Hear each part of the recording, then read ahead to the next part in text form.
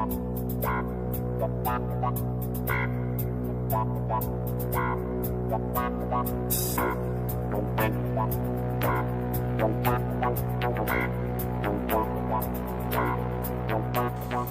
to the Better Call Saul edition of the Serious TV Drama Podcast with Scot and Dan.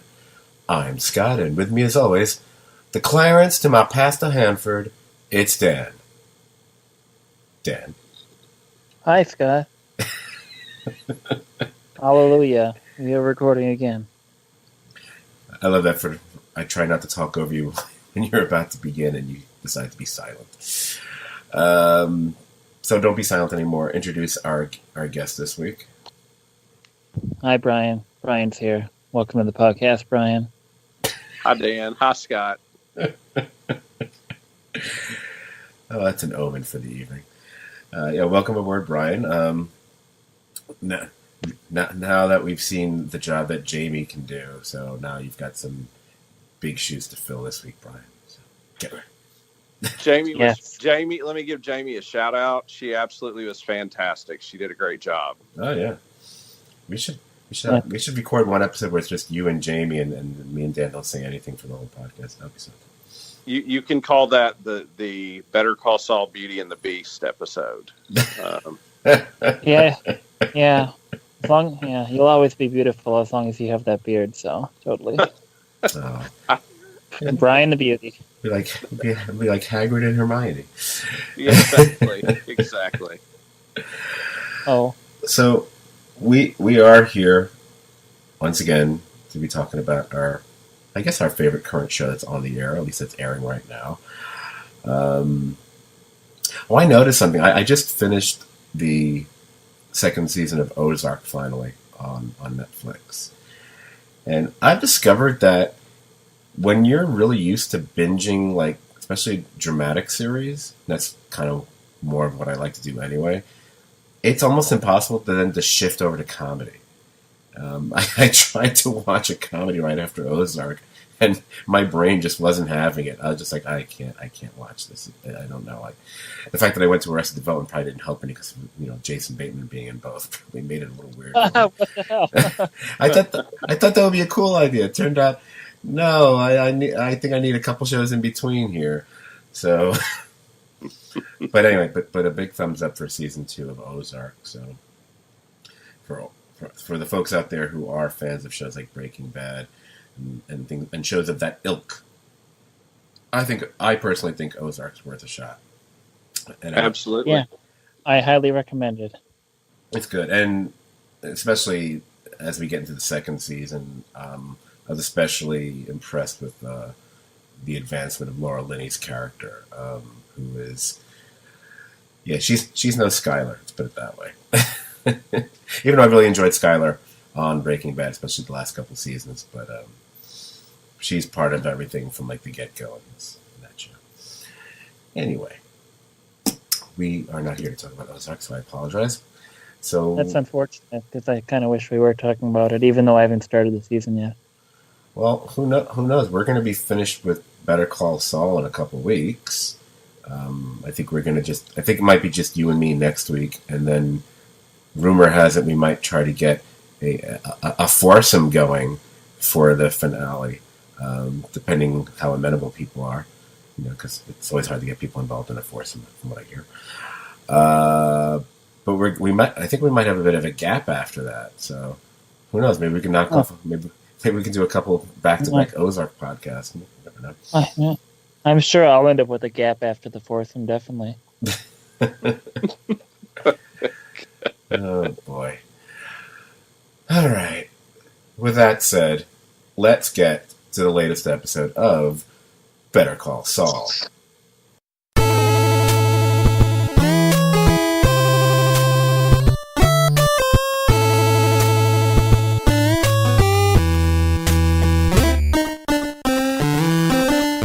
Now the latest episode, which is the 8th episode of the 4th season, and I apologize in advance, especially to residents of Louisiana, because I am sure I'm going to mispronounce the name of this town. The title is Coushatta. That's how I'm going to say it. I don't care if it's right or not. It was directed by Jim McKay, who is a pretty well-established director. He's he's got 11 episodes of The Good Wife, a couple episodes of both Rectify and Mr. Robot, but probably most notably for fans of Better Call Saul, he actually directed the Cancer Man episode from the first season of Breaking Bad. So he's got lineage to the. I think I've heard people now calling it the Heisenverse or the Heisenberg universe or something like that, which is ridiculous. And of course, this one was written by Gordon Smith, who we've mentioned a million times on this podcast, the Emmy-nominated writer of episodes such as Chicanery and 5-0, among others. Now, with an episode that was really packed with goodies, but not necessarily married to each other under any kind of a really clearly unifying theme, I guess what we're going to do is the same thing we've been doing for the past several weeks. We're going to cut this one up into the specific character and storylines. So I thought it would be good to start with a character that we haven't seen for a few weeks, namely Nacho. Because we've been kind of wondering what happened to Nacho. Because last time I think we saw Nacho, correct me if I'm wrong, and I could be, I don't think we've seen Nacho post Time Jump, right? I think the last time we saw Nacho, looked like he was maybe going to bleed out at his dad's place or something. So, Yep.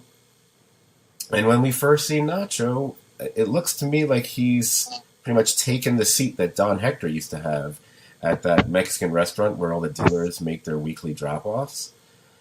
And a return of another character who we've seen before in the series, and we know even better from Breaking Bad, Domingo, who we later know as Crazy 8, of course. I'm kind of curious about his character and if how much more we're going to see of him on the show. So it looks like we may continue to see him. Do you think that his eventual, I hate to keep calling characters undergoing transformations, but do you think his transition or transformation to Crazy 8 is going to be based on his experiences with Nacho, and Nacho kind of training him to be more aggressive, or either by words or by actions? Or I mean, I'm feeling like that's kind of the message they're sending to us, especially in this episode. Does that make any sense? Anybody? Yeah, I think that it almost set it up as if he was going to mentor Domingo, and you sort of see the shift that now he's sitting in the big chair. Right. Yeah, they're definitely going to do that. I mean, I'm pretty sure. Just like we're seeing Nacho become more aggressive when he was reticent to, smack up his dealers back a season or two ago. Right. And they continue the same thing, which will be interesting. Oh yeah, interesting to see. Take a drink. There you go. Now, another big reminder for folks who maybe didn't realize we haven't seen Nacho since pre-Time Jump is when we see Nacho at his place. Because my initial thought until I remembered, oh wait, this is several months later, it's like, wow, how does Nacho have such an expensive, amazing-looking pad now? And then I realized he's been working double, so to speak, between the cartel and Gus for several months now. So of course he probably has a gorgeous place with ridiculous amounts of artwork and everything else on the walls, and women who are waiting for him. I'm not sure if they're just his gals that he just happens to keep there, if they're semi junkies, because they're never clear. He tosses them each like a little baggie, which is obviously a drug of some kind, but we're never clear what drug it is he's tossing over to them. So I don't know if it's weed or coke or meth or what. Probably Coke. Yeah, Coke. I thought was the most likely. So that was my thinking as well. Because I thought heroin would be a bit much. I can't imagine something like meth or crack, because that seems a little too skelly, skanky a thing for him to keep people around him. And pot just seems a little bit too mild. So I think you're right. I would go with Coke as well there. The one major thing of significance we see when he's at his house is when he goes into his safe and he pulls out those two IDs. And we can see, especially if you freeze frame it, there are fake IDs for both himself and his father that are located, indicating that they're in Manitoba, as in Manitoba, Canada. So, like, this is their way of telling us without it being spoken that he has an eventual plan to get out of town with his dad and, try to make a life for themselves in Canada, of all places. So, question about that. If we still go by the fact that he or his actual name is quote unquote name dropped years later in Breaking Bad, once again, everything feeds back to that Better Call Saul episode, where Saul Goodman tries to put the blame on for some unknown thing that might have went wrong on Nacho, whatever, who is basically Nacho. So that, assuming that's not going to get retconned out of existence, and I don't think it will, especially because of something else that happens later on in this episode. Does that mean that he never gets out of town? He never goes to Canada? You think that's what it means? That this plan never comes to fruition? And there's always a chance that he does leave, but people that are in fear of him based on his actions, so we haven't seen yet. Mm-hmm. I mean, they could believe that he'll come back at any time, just like there might still be people that are freaked out that Heisenberg might, secretly come back and get him or whatever in the future. Maybe, although the way the Saul Goodman character refers to him, it sounds like he's kind of a person who's there in the present. Of course, then that's the problem with that idea. This is one of the problems with something which is probably a fun line that they wrote years ago without ever anticipating they would be doing a prequel series where they would actually use this stuff. Is then you get to if Ignacio, i.e., aka Nacho, is around, why is it we would never see him? I know Brian thinks he saw him in Breaking Bad, but for the rest of us, we never saw him as part of a crew or anything with Gus or the Salamancas or anyone else years later. So it's one of those little threads. I'm very curious to see how they work it out over the course of this series, and if they are able to successfully tie that together or not. My thought is maybe at some point in the future, Saul gets him out to Canada, but uses his name for the street cred to get in with some of the drug people in the cartel. If you move him off the board, but he's a mysterious person, he's an easy person to blame, and nothing blows back on you. Interesting. All right, let's keep that thought in mind, that theory, because now we got to go to the next part with Nacho, which also ties to that episode of Breaking Bad, because later on we see Nacho has returned to the Mexican restaurant, but there's something cooking in the kitchen, or someone cooking in the kitchen, and we discover that it's Eduardo Salamanca, who has been the family sent up from Mexico to see how things are going, make sure business is running smoothly, whatever. And we find out that he likes to be known as Lalo. Lalo is also name-checked in that very same moment in Breaking Bad, where when Saul Goodman realizes that his captors don't know who he's talking about when he makes the Ignacio reference, he says, "Oh, I thought Lalo had sent you," or something like that to them. So this is Lalo. So again, they've given us like these two characters who are just mentioned in 2 sentences in Breaking Bad, probably considered a throwaway line or two back then, and now they've actually established them as real flesh and blood characters in this universe.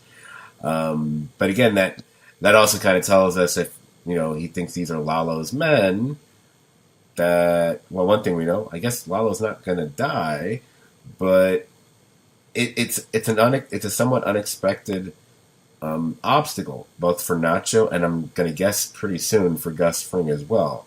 So I'm very curious what we thought of this character and how that's going to play out.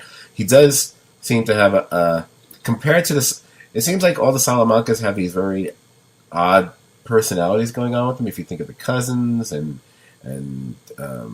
Tuco, and of course Hector himself, he certainly seems to be the most affable of them.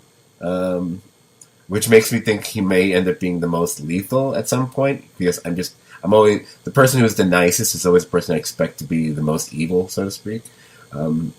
What did you think of this turn of events, and where do you think they might go with it? He was so affable, but he sort of just busted into Nacho's place and took over in sort of an arrogant way. Mm-hmm. Yeah, total power move there. Yeah, it was a power move. Like he pissed on the bush and said it was his bush, and so I think he's going to be established as very deadly. And the question all this brings up, since we have all these name checks and we've seen the people coming into the universe, here's my silly question. So does this mean at some point in the future we'll see Danny Trejo show up on Better Call Saul too? I was about to say that might be difficult because I think he just died, but then realized that was a hoax that was done, so he didn't actually die. Right. No, someone posted on Facebook, I remember like several weeks ago, and then someone said, no, that's been debunked, he's alive, it's a bullshit hoax. It's like, oh. So I was like, no, don't kill Danny. I would say I could totally see that happening. I do too. Yeah, that of the remaining characters on Breaking Bad that would make any sort of sense to show up here, that would be one I could see happen. Anything really connected to whether it be the cartel and the Mexicans or Gus Fring, whatever, I think those are almost any of those characters are totally on the table to appear here, and it wouldn't be something that would feel forced or odd the way, hey, there is an incredibly weirdly CGI'd high school age Jesse walking by or something like that.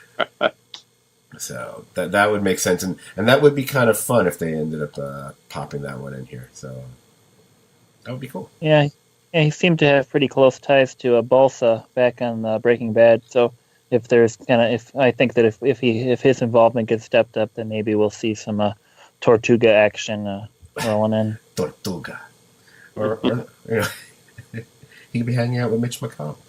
Anyway, hey, hit my check with the first political reference of the podcast. Well, we'll always talk about the cartel and being obstacle for Gus. I guess that kind of leads us down the path to talk about Mike, which is eventually going to lead to Mike's conversation with Gus, of course. So it's all about the Germans, because now the Germans get to have that night out that they want, their little R&R and whatever, and of course it has to be a strip club. So, what I won't go into recapping what happened. We all know what happened. I just want to get to talking about it. Go ahead. So after this episode, are you guys, the two of you, starting to shift into my the Germans are toast at some point camp? I have a theory about. I can tell you exactly what I think is going to happen, but I'll let Brian speak first. So, I think they're toast, and I think I was reflecting as we've been talking about your question of what a theme could be for this episode, and I think the theme of this episode is that a whole lot of people unexpectedly do things that you don't see coming, and that is the Salamanca general shows up. In the Mike German's part, Werner messes up, and you sort of expect him to be the responsible one. And then in the last part, we know the shift that happens there that is sort of beautiful and unexpected. So, sort of in this whole episode, what we thought that the certain people would do, it turns out they sort of turn and something else happens. I think you see the confidence on Nacho that he's in the captain's seat, and all of a sudden he's not, because the Salamanca family makes a play. Right. And then in this part, like, we all expected the idiot guy to be the one that would mess up big. We didn't necessarily we didn't think Werner would be the one that would be so stupid. Right. I'm with you 2/3 of the way here. only because the nacho part, that's just an unexpected occurrence as opposed to an unexpected turn for a character. Sure. I grant that's the stretch. If there had been an unexpected turn, so for example, if Nacho had done something that we hadn't expected in his section of the episode, then be like, oh, there's that. It's echoing throughout the episode that people are turning left when we think they're going right, so to speak, or zigging when they're zagging, or whatever. So it's just as far as something. Then it goes to just something being unexpected happening in each storyline. That becomes kind of a stretch to use that as a thematic thread for the episode. I mean, it can be. Except Nacho wants to go to Canada. Right, but the thing with Nacho, like my impression was from the get-go that he wanted to get out, from the way he spoke to his father, pre-time jump, whatever. I mean, and obviously, if he's going to get out, he's not going to go in the other direction to Mexico. Right. So in a way, Canada actually makes the most sense. I mean, unless he wants to go to, the Gold Coast of Australia. Yeah, Ozark reference. Anyway, so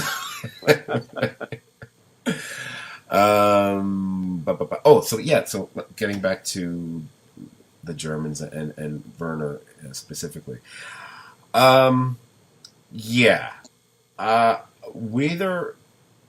Here's the thing. Here's what I think is going to happen.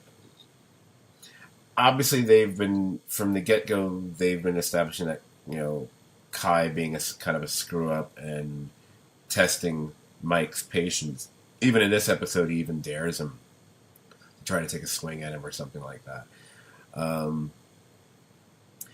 But here's the thing I was realizing, because we're now, what is this? This is the 8th episode of season 4. So that would mean that we're 38 episodes into Better Call Saul now, right? Now, obviously, at a certain point, when Mike was dealing with, the Salamancas and then now working with or for Gus Fring and all that, he's obviously, he's working for or in allegiance to criminal enterprises. So one could say he's already on that side of the fence, so to speak. There's one thing he hasn't done for them yet, though. Pretty sure I'm right about this. Pretty sure he hasn't done something for them. Something that would really be, okay, I know you're a man with a code, but I think you've just established a new code because of who you're working for. He hasn't killed anybody on their behalf yet. I mean, correct me if I'm wrong. I mean, I don't recall him killing anybody yet. I think what's going to happen, my prediction is he's going to be the one who has to put somebody down, i.e. Werner, however you want to pronounce his name, because obviously I can't pronounce anybody's name. And that's going to make it cut much more deeply, because that's the more sympathetic character. That's the character who he's been as close as Mike gets to being friendly with. I mean, they even have a conversation about their fathers, and although Mike doesn't say very much, one sentence from Mike is like, 18 paragraphs from someone else. We learned that Mike's dad kind of sucked, that he kind of left the family, left them with a stack of bills, etc. So it's going to be that much more, more of a kick to the gut if Mike has to kill him. And going with Dan, what you were saying about, just wiping out the Germans, it occurs to me like, well, if they end up killing the guy who's in charge of them, and Kai just seems to have been destined to get killed from the get-go, kind of think if they get rid of those two, they may very well just lay them all to waste at that point, because so I hadn't thought about wiping them all out until you just saying it a few minutes ago, but I realized I'm so sure that he's going to be killing the guy in charge. It seems to me that would then lead to killing the rest of them. I don't think Mike kills all of them. I think he just kills the one or two, and then the rest of them wipe the rest of them out. But the show. So does Mike walk down the steps and kill Werner in the pit, reminiscent of Box Cutter? I don't know if they want to repeat themselves to that kind of a degree. I don't mean like with a box cutter, but like Gus orders him to go down in there, and he walks down the steps, and there where the eventual lab will be, he kills him there in the hole. Mm, I mean, if you're going to shoot somebody, you take him down there because that's where the sound won't travel.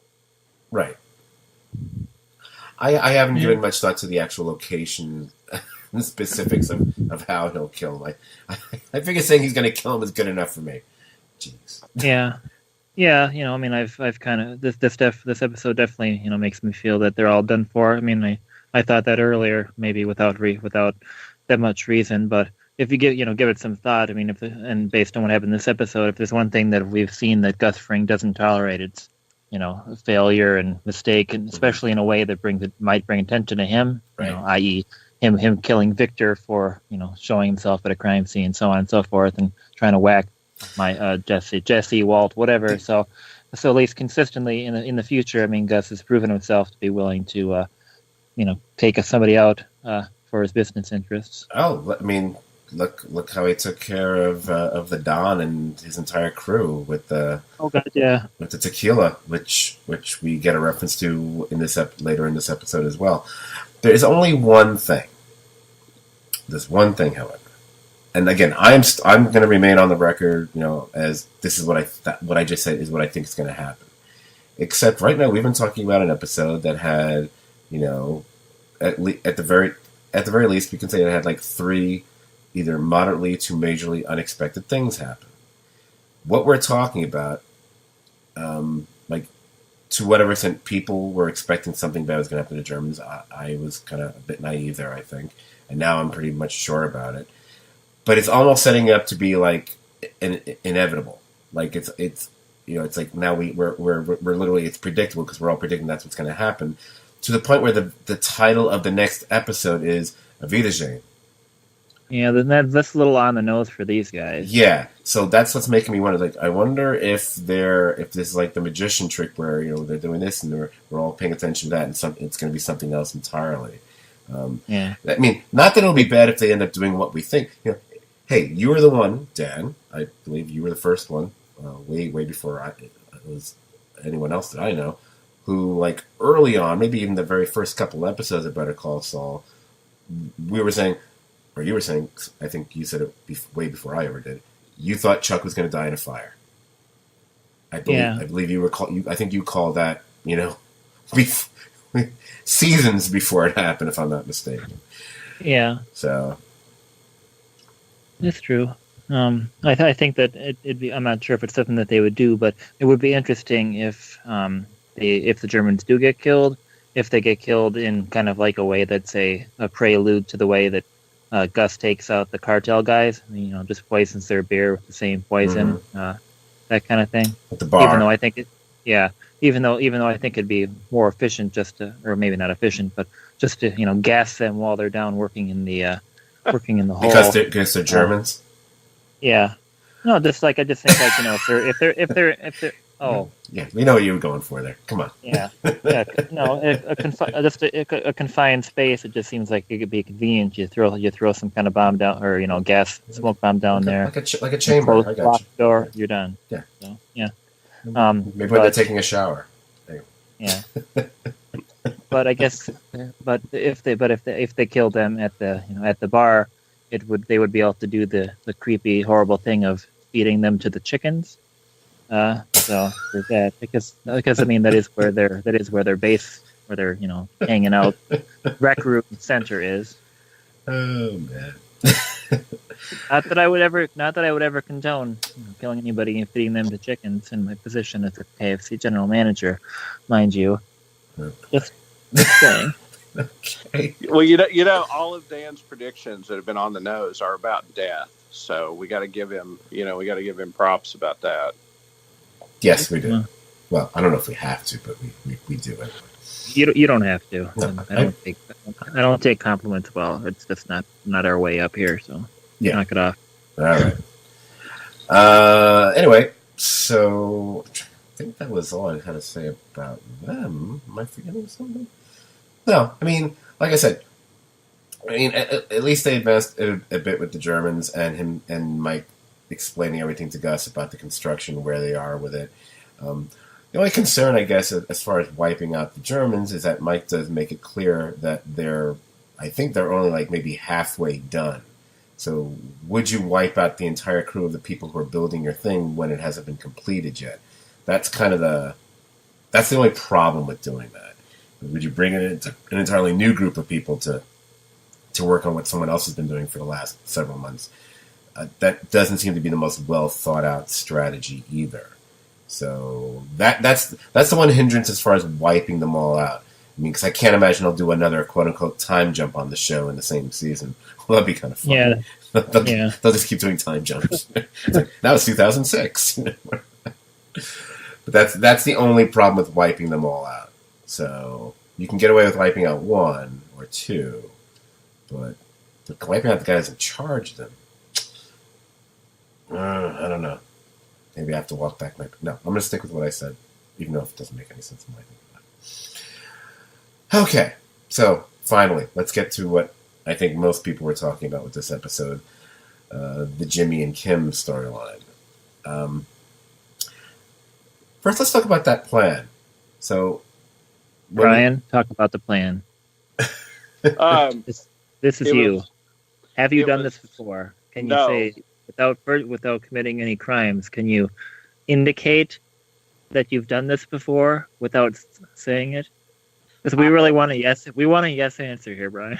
I have not done that, nor have I ever advised clients to write, "I didn't go to a party," in a personal journal. When they were in high school.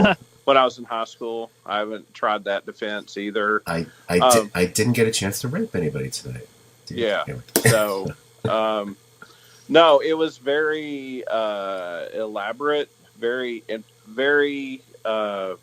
intricate, and I overall liked it.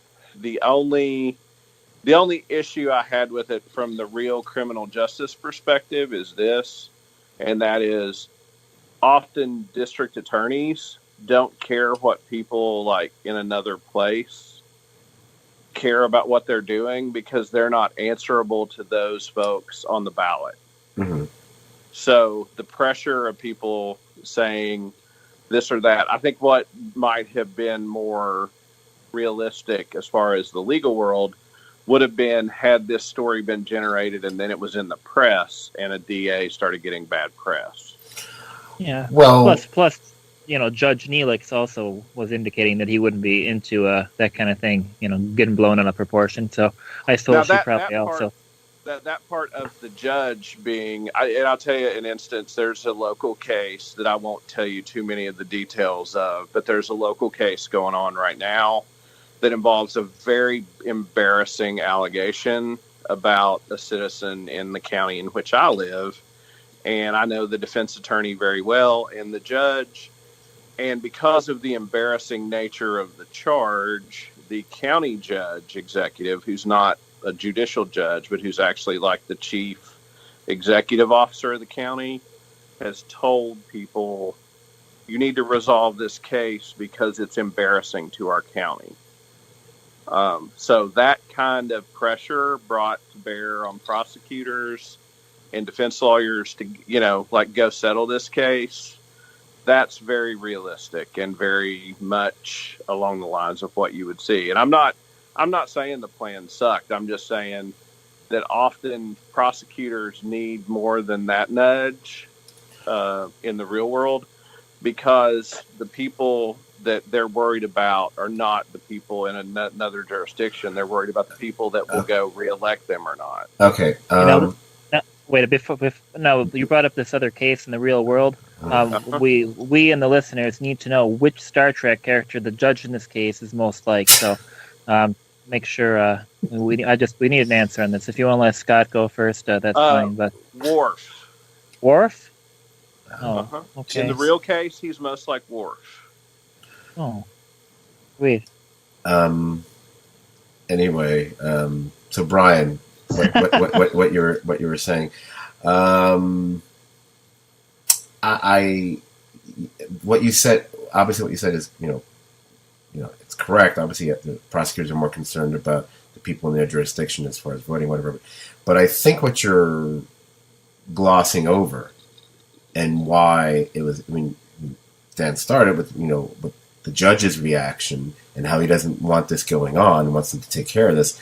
But it's the implication that for a case which is, becomes ridiculous, the fact of how much, Kim is throwing at it, and then in turn how much the DA is throwing at it, because she has the entire office, going through those sacks of mail, the whole Miracle on 34th Street, situation happening.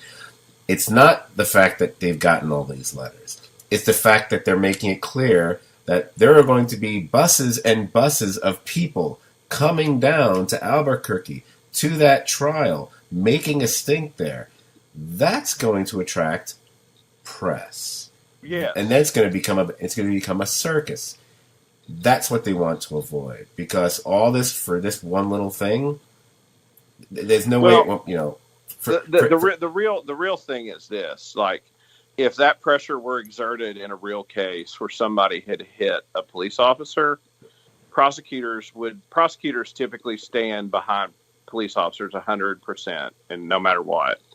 But the real spectacle of the case is that the judge would sit there and it would be a case about a cop that got hit with some sandwiches. Yes. And it would be the sheer ridiculousness of it that would be a joke. That would be, and so whereas the prosecutor and the defense lawyer are both focused on that aspect of their case about, this is a cop and this is a stupid case against my client who's going to suffer big consequences, the judge's concern is, this is ridiculous because the dude got hit with sandwiches. No, would you say that the when they were having their hearing with the DA, Kim and her legal team, or would you say like what they were doing seemed like a pretty good strategy?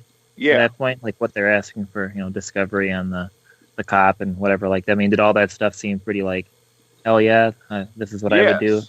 Okay. Yes, I mean, like they're asking the questions. And the real point of that hearing wasn't the questions, the answer to the questions. It was signaling that they were going to push it and letting both the prosecutor know you're in for a fight and the judge know, like, this isn't going away. And it's, we're prepared to fight it and we think it's ridiculous. So the judge got a clear signal, like, this isn't going to resolve. So I'm going to step in and before this goes too far. Right.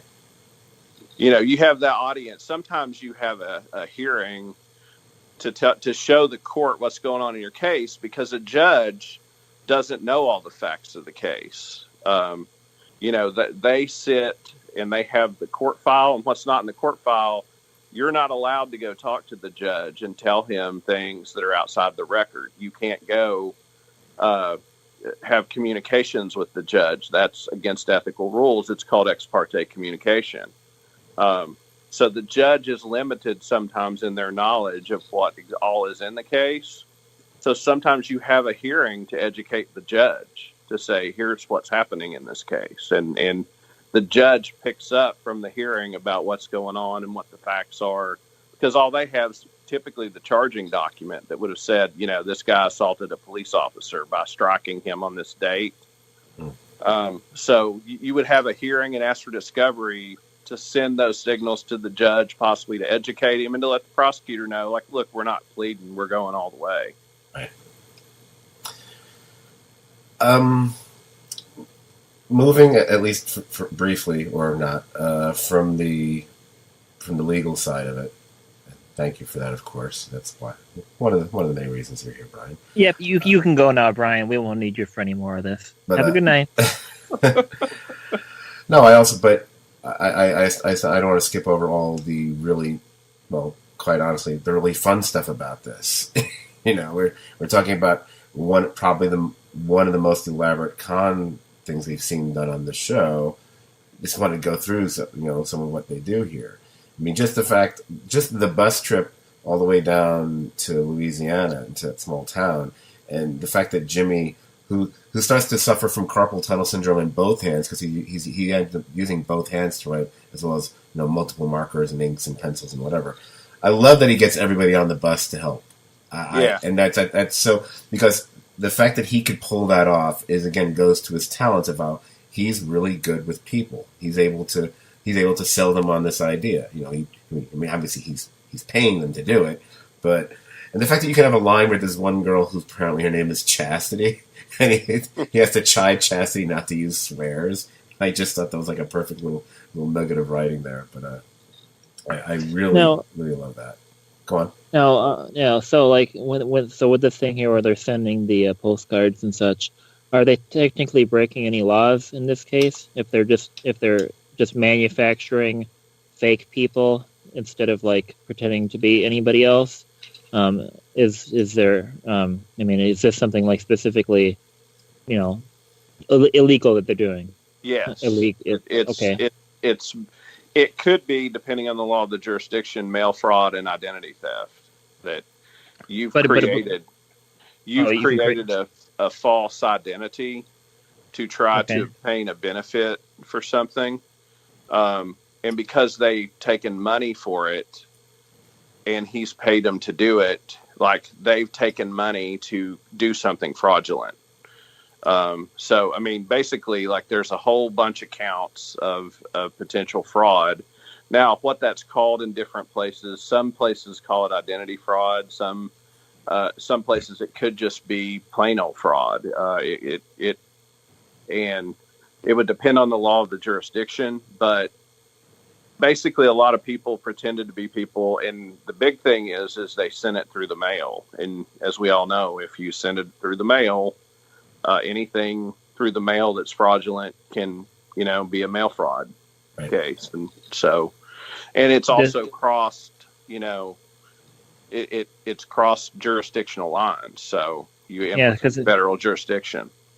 Okay. Yeah, because it went from Louisiana to Texas to New Mexico. Yeah. Right.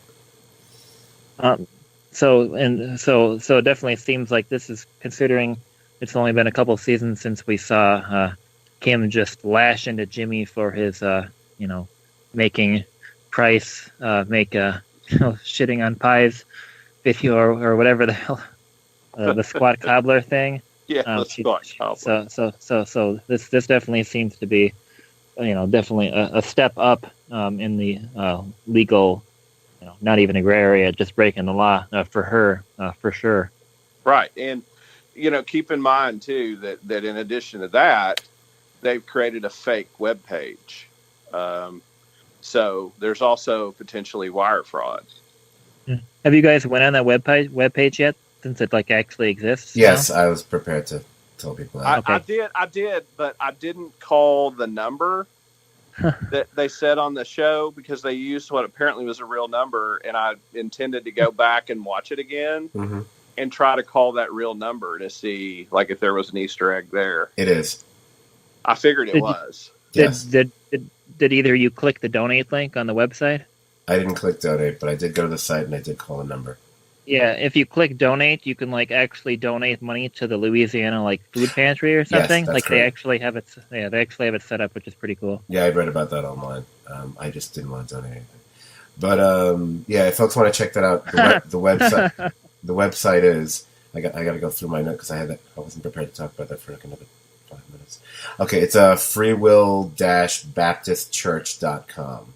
So if you go to freewill-baptistchurch.com, go to that site. On that site, you'll see the phone number you can call, and yes, unless I doubt they deactivate it anytime soon, you will get a funny message, which has been par for the course for both Breaking Bad and Better Call Saul.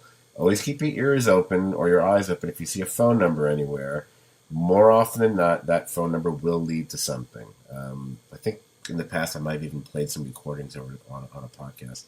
I didn't feel like doing that tonight, so you guys can all call it yourself and you'll be treated to, I won't even tell you what it is, but That kind of makes me want to plug in the numbers from Nacho's fake ID and see if I can see if I can get it to pass an I-9 test at KFC. That'd be Oh no. Anyway, so sticking just with talking about just the scheme before we talk about what's really actually important. So you've got the whole mailing thing going on, and of course on any number of these letters, phone numbers were included. Because then we do see Jimmy at the nail salon. He's labeling all the phones, and he eventually gets his old student film crew to help man the burner phones, and everyone's been prepared with what kind of scripting they have to do for depending which quote unquote character they're playing. Well, by the way, it's very funny to still realize that all the student crew don't have names. Even if you look them up in the credits, it's, makeup girl, camera guy. I love the fact they decided never to name them. I just Yeah, I'm glad they were able to find a way to get them into the season that was, not just shoehorned in. It would make sense that they would have these guys who are known to work for cheap, act. Oh yeah, it was fantastic. I love that they brought them back, and of course, when we see the prosecutors kind of at the DA's office where they start going through the mail and she starts calling the numbers, and eventually she calls the pastor at that Free Will Baptist church, which means we get treated to Bob Odenkirk employing one of his classic, debatably good or bad New Orleans accents as that pastor. I recall him doing a voice similar to that at least a few times during his Mr. Show days. Most infamously when he used the line, I'm king shit of fuck mountain. So I just got two curses in one there. I love that. I thought that was just, I couldn't stop smiling through all that. Just to give Bob Odenkirk a chance to do something which was so outrageously comical, but yet it worked in the confines of the show, just like the silly Saul Goodman commercials do. So I loved all the way the plan came together and how you could kind of realize what parts of the plan were Kim's and what parts were more Jimmy's, even though she kind of pretty much says as much at some point later in the episode. I think he's the one who kind of took it to the further extremes when it comes to things like, what they were doing with the phones and whatever. And I also like the idea of, having a website set up on this TV show to donate to help try to, free Huel, because it's kind of an eerie, it's not eerie, but it's kind of a little nod to what we eventually see on Breaking Bad with Walter White, and how Saul Goodman's all excited when Walter White's son sets up like a GoFundMe style donate page for his dad, and how they're going to end up using that to like launder money and whatnot. So I wonder who made the website, like who they had make it. If there's any, I can't think of anybody on the show that would have made sense at this point. But I don't know. I mean, the funny thing about the website is that it's done deliberately to look, not. It's not that slick looking. I mean, they use like the Comic Sans font is used on it, which is that alone makes it ridiculous. But so again, the fact that the plan, the scheme all comes together to the point where they end up giving Huel time served, probation, blah, blah, blah, whatever. But what we're kind of leaving out while we're going through the whole plan and scheme stuff is interspersed between this are these glimpses and worrisome notes about the relationship between Jimmy and Kim. Everything from when she has those headphones on, she's listening to Stereolab, actually. And he's trying to talk to her, and then when he's leaving the room, he looks back and he's got that. It's becoming a more familiar, sad, forlorn face when he looks back at her before he leaves. To the point when after she comes to tell him what happened with the charges, he seems positive that she is going to dump him, that they are breaking up. That conversation he has with the nail salon owner, Mrs. Nguyen, which is actually one of the really nice little scenes in this whole thing. I really like that they gave that actress something more to do than just like nagging at him every time he pops into the nail salon. It's actually one of I thought that was one of the nicer moments in the entire episode. Did you guys like that scene? Yeah, I thought it was great. I love when I think she says something to him like, is your wife mad at you? and I think he starts to correct her and then doesn't, and then so the way they continue to talk about it, it's as though he is married, because in a way I think he kind of sees his relationship. It's because they've been living together all this time, so it's practically like they're a married couple that are on the edge of divorce, so to speak. But I really like that, because it might have been one of the only times we've seen him getting along well with the nail salon owner, who we know in the future, as time goes on, not so much in the past. Well, but it's the juxtaposition of getting what he wanted, but not ending up with what he personally wanted, and feeling like they ran this thing and it worked, and it was working, but he still sensed a great coming loss in his own personal life. And I think when we see Saul in the future, there's always an exuberance to him, and a confidence that she sees he's lacking that, and knows like that's not him, and keys in on that, and which is why I thought it was a nice scene that she sort of stepped outside her usual role to have that conversation with him. And she gives him she gives him like a bottle of like a rice wine to drink. Yeah. Even lets me keep the bottle, which is kind of it was like it was an unexpectedly sweet, kind of poignant, sweet little moment in a place and with a character I wasn't expecting. Oh, look, another unexpected thing. Hey, look at that. Although very minor. Mm-hmm. So unexpected is the new intelligent in this podcast. Yes, it is. Take a drink. So with Kim.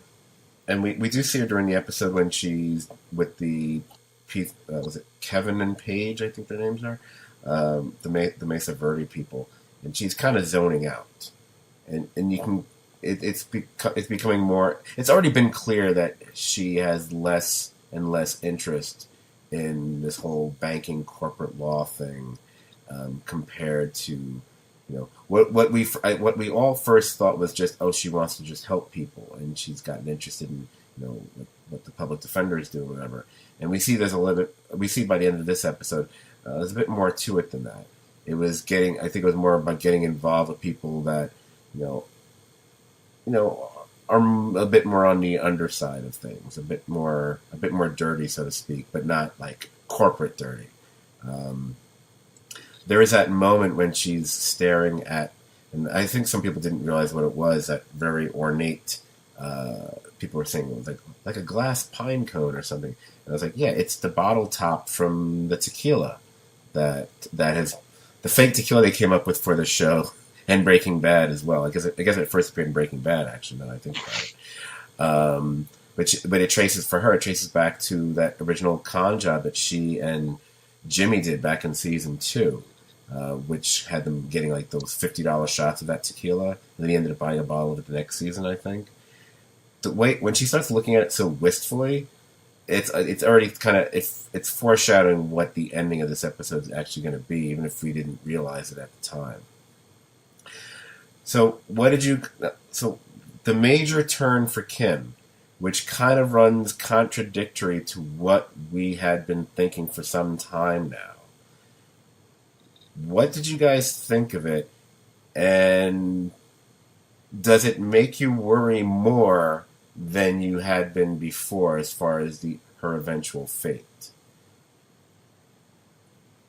Earlier this season, I had worried that going down Jimmy's road would lead to her destruction, and then they built this rift between them.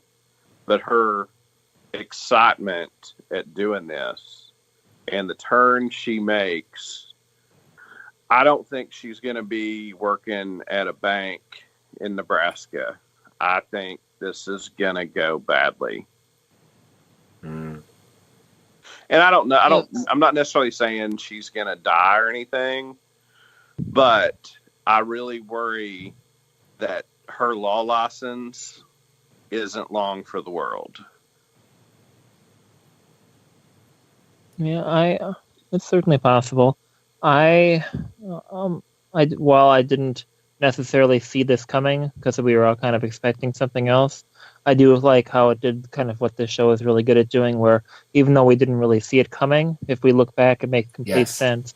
Yeah. Seeing her disillusionment growing and growing over the course of the season, and while we weren't, while we knew that probably was going to lead to something, I don't think any of us expected it to lead to this exactly. I'm not personally worried that it's going to lead to, like, she's going to get whacked by Lalo in the desert or something like that, or anything necessarily violent. Maybe she'll lose her law license. I don't at this. I think she's starting to get to the point where I don't even know if she really cares if she loses her law license. Maybe even though she's enjoying doing the pro bono work or whatever. But I think she'll care if she loses her law license. yeah, but we'll see how it goes.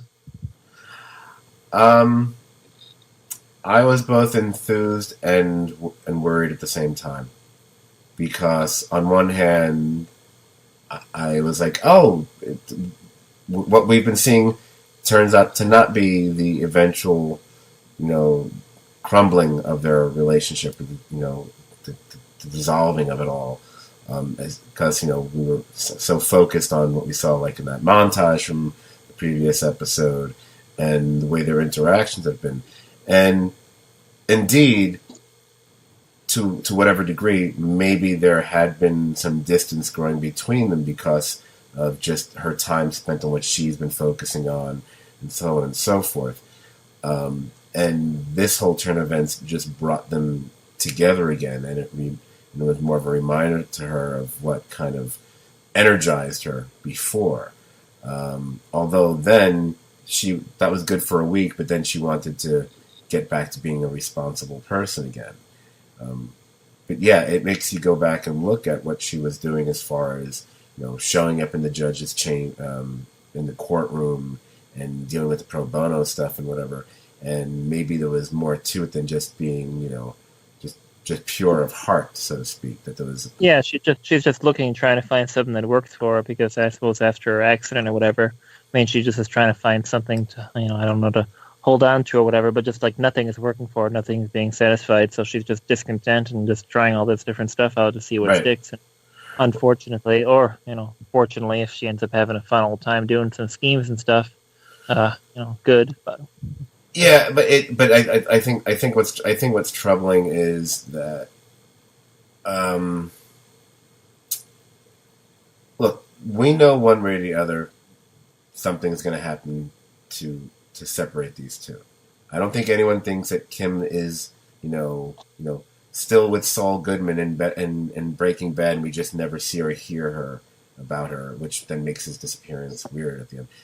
I think we all are on the assumption that they separate before the time of Breaking Bad. But at least I think it's going to be more fun, so to speak, to watch whatever number of episodes this goes on for, as far as them kind of being in league with each other. Although I can't imagine how long that might last for. But it does make me worry about what her outcome might be. And again, it could be a huge range of things. It could be anything from, like the loss of her license and her livelihood. And this was someone that, unlike Jimmy, she had devoted her life to, becoming and being, a great lawyer. And to lose that would be of far greater significance to someone like her than, say, it's been for Jimmy. The loss for Jimmy has more been how it's affected his relationship with Kim, more than how much it meant to him as his chosen, life's work or anything. So, but the scary thing is, now that if she's choosing to go take this path and get further and further involved in these things, which involve beyond cutting corners, like doing things like we're just outlining the things that were done in this scheme right here, which involve things like mail fraud and so on and so forth. By the way, all to get Huel out, and there's part of me does wonder, he's gone through a lot of trouble to help Huel. yeah. I mean, it's like, I can see if Huel had genuinely saved his life once or something, and it was kind of a redemption. Here it's like I get he feels bad about it, and he said he would help him, but he couldn't. But hey, that's kind of life, you know. And it's not like he was going away for 30 years either. But, I mean, I accept it because it was just so much fun. But I keep going, Hugh, really? But do you guys think for something to worry about or not worry about? Do you think the show is going to or is capable of taking this character that just kind of snuck up out of nowhere in season one and like we all ended up loving her? Do you think they have the ability or inclination to, if that's the way the story goes, to turn Kim into an unlikable character that manages to just continue to digress to a level where we'll have a hard time being into her, or not quite that much. I mean, it's not like we didn't like Saul Goodman when he was on Breaking Bad. No, I don't think that'll be. I don't think that it'll turn us to not like her. I think she will turn out to be a tragic character. yes, And disappoint us. We'll be disappointed in the outcome for her, but I don't think we'll hate her and we'll understand her.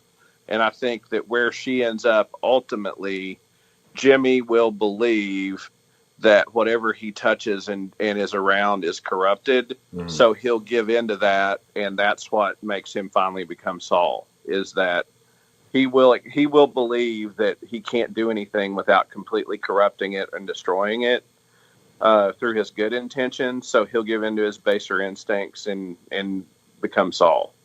yeah. That's I would go along with that, generally speaking. I think the show is. I think it's too far into the run of the show to then kind of start to go in a direction where we'll have such a 180 about the character at this point, because they've made us like her more and more from season to season as her relationship with Jimmy has grown and her involvement in his life and everything else.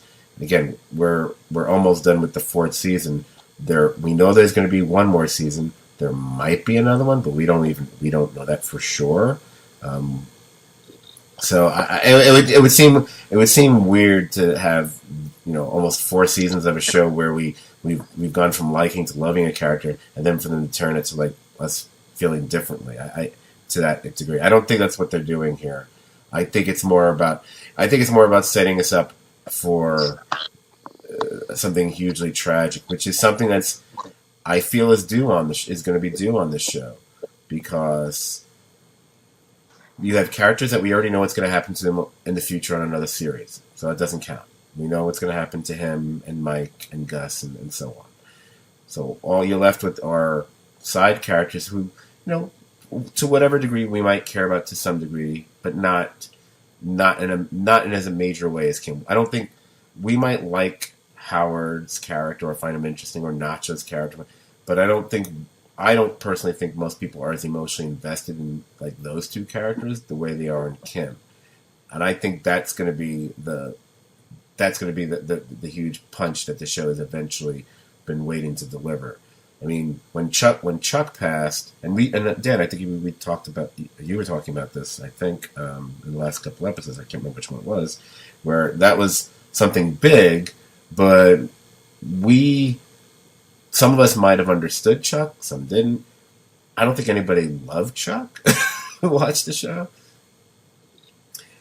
Hello, is everybody still there? Yeah. Okay. I think we might have lost Dan for a second there. Hopefully he will be able to bounce back on the call.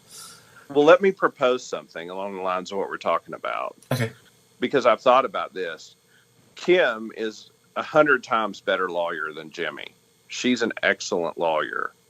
The thing I thought when I saw this, and she also was talking to him about, like Office Space, and was like talking about, being interested. Oh, this is the place you're looking at. And it would be a very curious turn if she gave up all that stuff, went back with him, and because she's such a good lawyer, sort of taught him the tricks, and she started seeing the way to use the law in criminal law in a much more complicated way than he saw possible. to the point it would be amusing to see, say, next season, she's doing stuff and he's going, whoa, should we do that? And like the roles have flipped.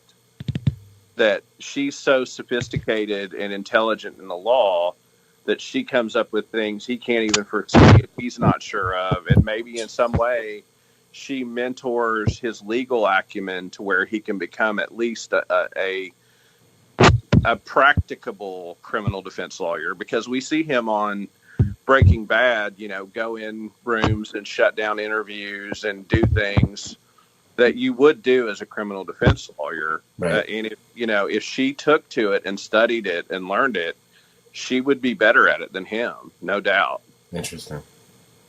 I mean, that would be quite the flip, and we could, almost see her as his mentor in how he could be more successful at what he does as a criminal defense lawyer.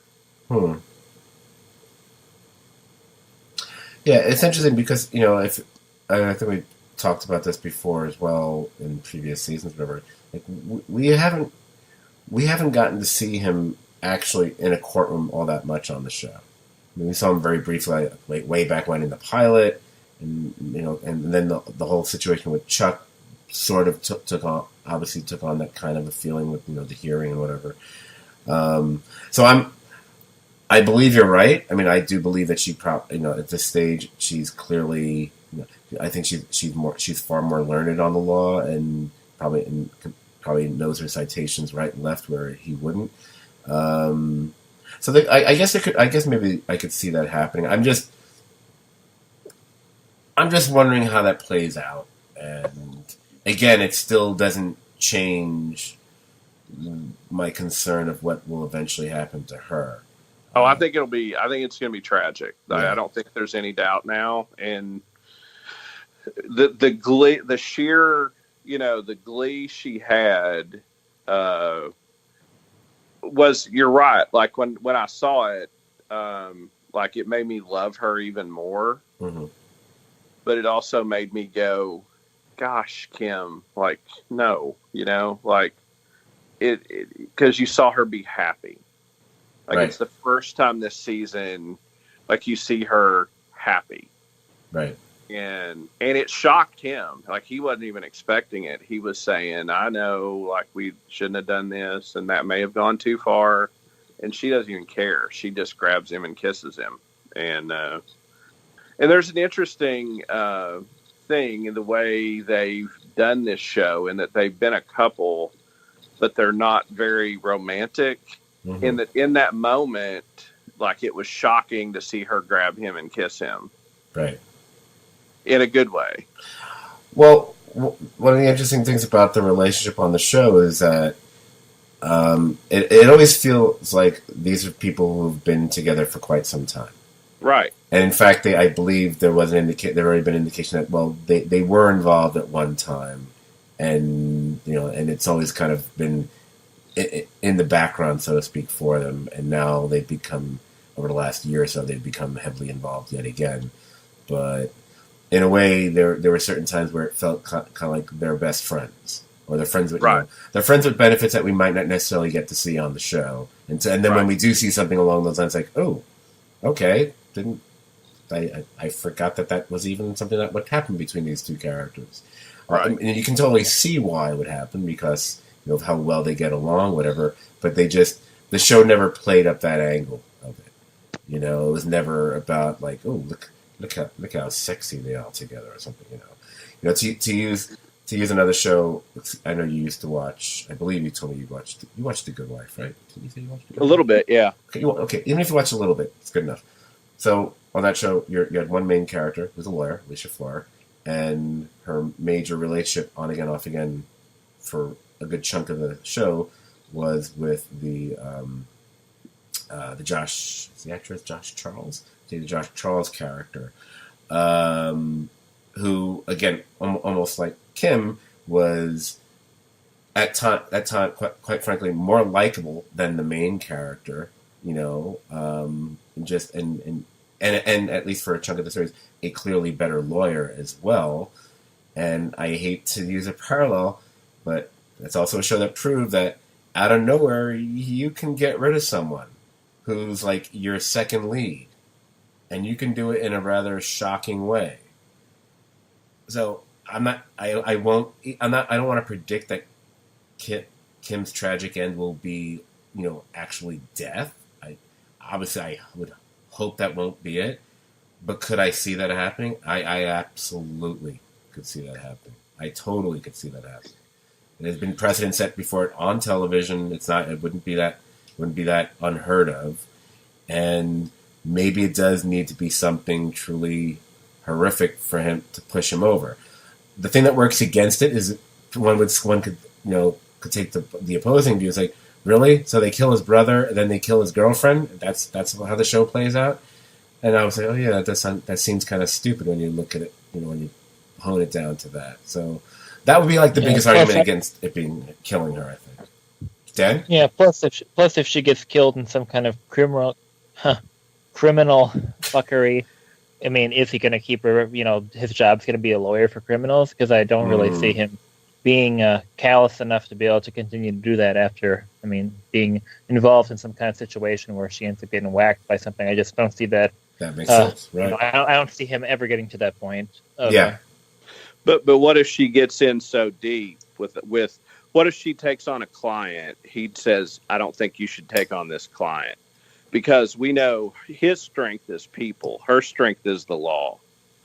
But what if she goes with him, they have a criminal law practice, and a cartel person walks in and he goes, I don't like the look of this. And she takes the case, and say she does, and I'm not saying she dies, but say she takes on a case and gets in over her head, maybe then that's why he ends up working in criminal law. That, the case is over, and he knows she's in danger, and she has to leave.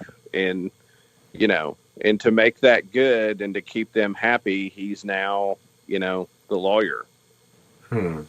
Which would be a good way for him to both be bad, but also sacrifice for her. And there has to be some reason why someone like Gus Fring would want to keep someone like him around. Right. Because when we're first introduced to their characters on Breaking Bad, the way it's presented to us initially, of course, then we find out that's not the case. It looks like it comes off like Mike works for him. Mm-hmm. And then we find out, no, Mike doesn't work for him. But it is the whole connection to Gus Fring, whatever.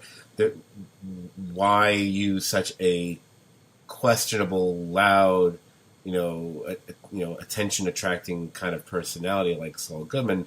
There has to be more to it. Yes, maybe one could say, based on Mike's relationship with him, maybe he quote unquote vouched for him. But I just feel there has to be more than that. So I'm just saying this as it gives at least a little bit of weight to that theory. That it's because it's almost like he kind of has to. Yeah. So since we're spitballing here, what's the name of the company they do business with overseas? Madrigal? Maybe Kim helps do the business paperwork and sets up the Madrigal connection. Oh. Yeah, maybe we can see some scenes of Kim barely tolerating Lydia. Oh, I would love to see scenes between those two. That would be sweet. Actually, if they could have scenes between Kim, Lydia, and then bring back the character that, what's the actress's name? Julia Ann Emery played back in season 1. Mrs. Kettleman? Yes. Bring back Mrs. Kettleman. The actress is now on Preacher. She's great on that too, but I really loved her as Mrs. Kettleman. Get those three in one room and see how long it takes before Kim. And that could be how they get rid of Kim's character, because she'll probably end up murdering one of them. No, we see Lydia later on, so we know it's not her. She gets murdered much later. But if you think Kim's in banking law, Gus needs to clean a lot of money. Oh boy! Just saying. Dun, dun, dun. Honestly, I hadn't thought about all this, but as we talk about it, if she goes that way, there is a way that that they could not be together, but it still is tragic, but we don't hate him for what he did to her, and we don't dislike her character. And I think, along those lines, that plays into what I could see happening. Right. Man, I'm just trying to imagine Kim laundering Gus's money through Mesa Verde now. That's that's a pretty interesting picture. Well, maybe she has to take a trip down to the Ozarks, and oh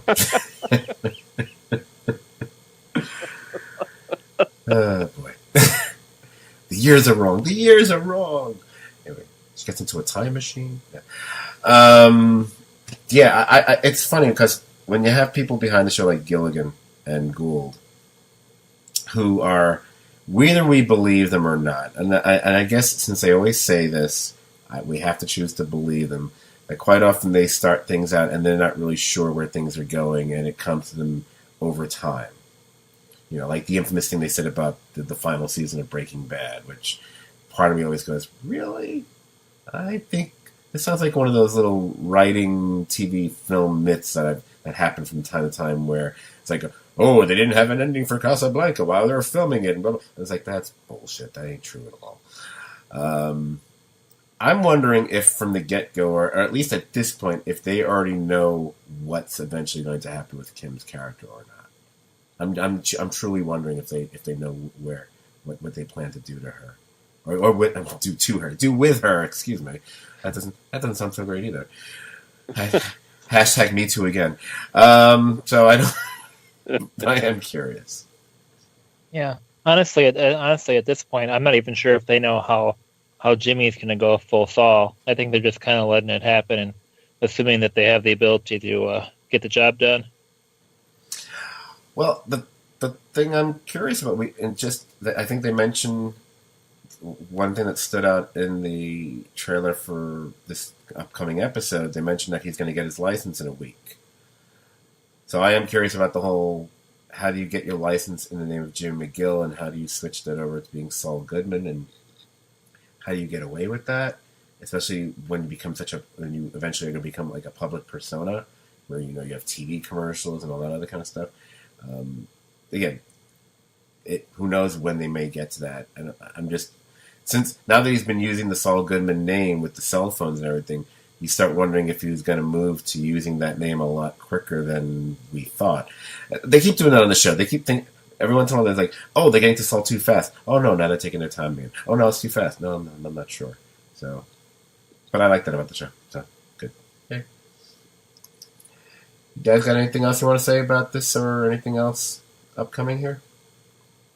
No, I really liked the episode. I know people have said maybe there were issues with pacing this season, and I thought, this was the first episode that I've obviously loved them all. Apparently, Dan and I are Better Call Saul whores who love everything. But if you were someone concerned, fuck Game of Thrones. If you were someone concerned with pacing, I thought this episode advanced things in a way that I found very satisfying, and I would be surprised if others didn't as well. I had said in the previous podcast that the last episode, and now this one as well, but the last one, while I still love the show, it kind of restored whatever little bit of, that tiny bit of non-faith I might have had. It wasn't an issue of pacing, as I told you, because I think I talked to you directly about it. It was an issue of the seemingly aimlessness of the Jimmy storyline for the season, and while that's something in theory it's great to hear about or read a glorious prose book, but in the terms of visual storytelling for a TV series, it's really hard to pull that off. The only show I can think of that got away with that, and it didn't bother me, though I know it bothered a lot of people. Maybe one of the reasons it had such a small viewership was Rectify. Oh yeah, and you and I talked about that Right. show quite a bit. And I know I love the show. I know you both. Dan loved that show. I know you love. It's one of the shows. It's such a precious little thing, and that was a show that was like 98.9% about character and 1 point whatever percent about plot. But there was something so beautiful and poetic about it, and it just didn't bother me at all. I was like, take your time. I don't care. I'm just nestling in and feeling and emoting with these characters. But that show established that from day one, Right. like that. This show hadn't. Right. We knew from day one this wasn't going to be Breaking Bad. It's a different show, although it's connected. So it's not going to work at that kind of pace the way Breaking Bad did, because Breaking Bad quite often ended with like life or death situations. Oh my God, what's going to happen now? Oh, someone's going to die. Whatever. That wasn't what the show is supposed to be. It might occasionally be there, but that's not what the show is going to be as a rule. So I was okay with it being a bit more taking its time for things. As long as I felt that they knew where they were going. There was a few episodes here. I was like, I'm not sure they know where they're going, or maybe it was just like I said, the issue of you have a character about a lawyer and then he's not a lawyer, and I don't know if I can sit through another X number of episodes waiting for something with this character to really spark my interest, other than burner phone scams. And lo and behold, they do a time jump which was put there. One of the main reasons is to solve that problem. Other problems as well, but that's the number one problem they solve with that. Other than Hector's, convalescence and all that kind of thing. And I think early in the season we talked about speculating if there would be a time jump. Well, I've been saying this year. Yeah. I can't take. I feel, especially this season, I feel like I've said things I've been more wrong than right about. I think you guys have been better than I have, quite frankly. The only thing I can hang my hat on, if I wore one, although for Halloween I will be wearing one, hint what I'm getting ready for Halloween for, is as I was insisting there has to be a time jump. I was sure of it, and I'm glad there was, and it was a significant one. It wasn't like a week, as we said. It was probably somewhere in the neighborhood of 8 months, and yeah. I didn't know they'd only be halfway done with the goddamn super lab. It's like, how long? Jeez, it's taking them as long to build that as it took to build a new subway line here in New York City. So what the hell's going on? I thought Germans was all about quick efficiency. But, anyway, Dan, what's going on with you? Nothing. Okay, I'm just sitting here. Okay, just making sure you're still there. We lost you for a few minutes there. We were worried and. Yeah, I don't know what the hell happened. But being the professionals, we already pressed on, because I also didn't feel like making two different recordings. So Brian filled the vacuum. So there you go. Yeah, he did. Anyway, okay, so yeah, we've only got 2 episodes left of this, and again. Seeing what the title is for next week's episode.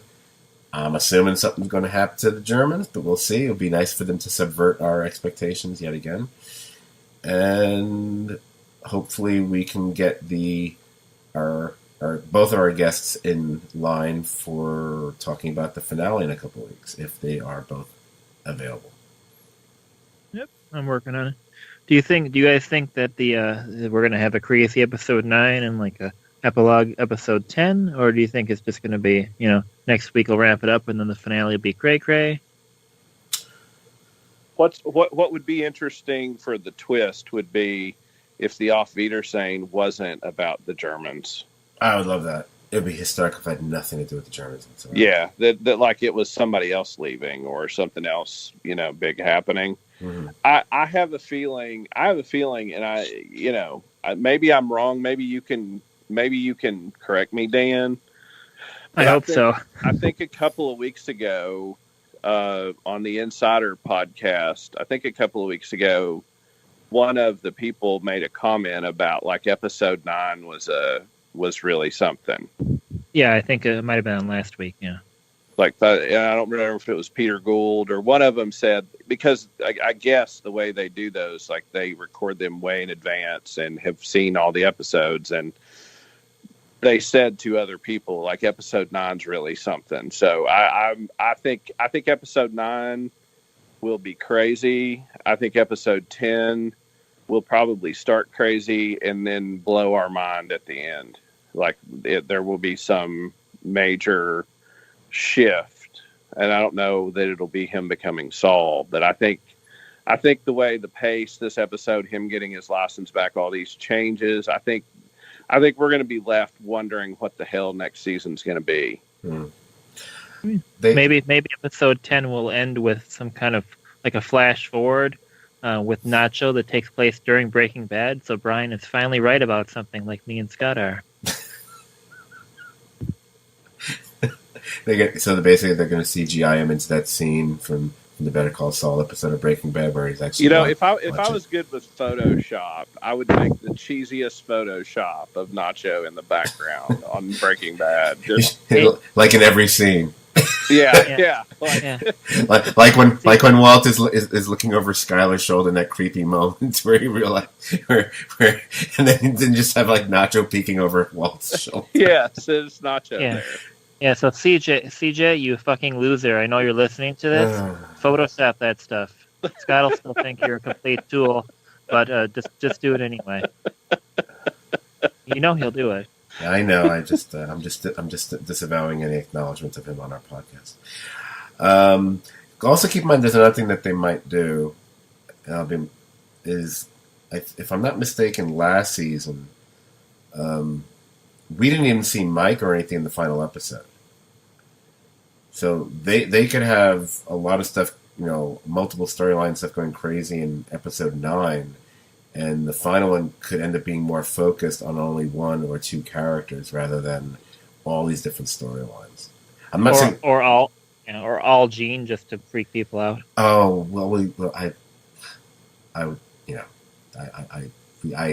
I'm lockstep with you on that. I kind of want a Gene episode. I want an all black and white total Gene episode. Yeah, that would be amazing. That's what we're saying. Tick, tick, tick. Listen. I'm agreeing with you. That's what we want. Or just have a real episode, but just keep like doing little inserts of Gene throughout the episode. It could be narrated by John Hamm. Wait, no, won't show. Anyway, on a white background. Anyway, okay, we reached my toleration point. So, if you enjoy this podcast, and I'm talking to the people out there, not the people in here, in my head, you would enjoy hanging out on our Facebook page as well. It's the Serious TV Drama Podcast page. Like the page and join the conversation about shows like Better Call Saul and so many others. You can also find us on iTunes. Again, Serious TV Drama Podcast. You can subscribe to our feed as well as rate and review us there. It would be nice to get a couple of those again. Hell, just Google Serious TV Drama Podcast. You'll find us. God knows where else. And you can also follow us on Twitter. Our handle is at STVD Podcast. That's at STVD as in Serious TV Drama Podcast. So, like I said several times already, we'll be back next week covering the penultimate episode, which it sounds like from what you guys are saying is slated to be a doozy. A show that's a 10-episode season, but it sounds like the episode 9 is going to be something. That sounds really familiar. Anyway. And of course, then we hope to have a quartet of voices on our season finale / season wrap-up episode in 2 weeks. And then we have no idea what the hell we're going to be doing, if anything. So we'll see. That's all I got. So, Brian, let me be the first to thank you again for joining us. Your southern drawl is always appreciated here. Well, I appreciate you guys having me again. It's always fun. Yeah, I'm not going to thank you. Scott was the first and only.